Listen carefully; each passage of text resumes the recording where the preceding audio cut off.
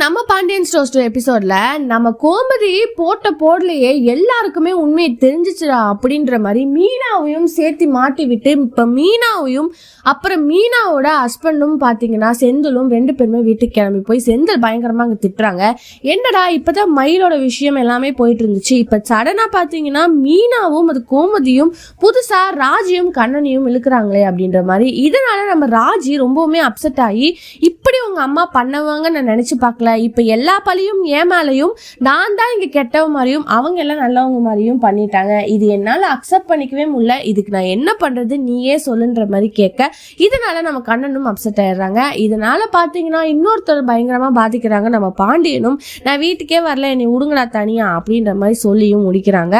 So இந்த ஒரு விஷயத்தினால கண்டிப்பா இனி அப்கமிங்ல நம்ம மீனாவும் செந்திலும் எந்த ஒரு விதமான முடிவெடுக்க போறாங்க நம்ம பொறுத்திருந்து பார்க்கலாம்.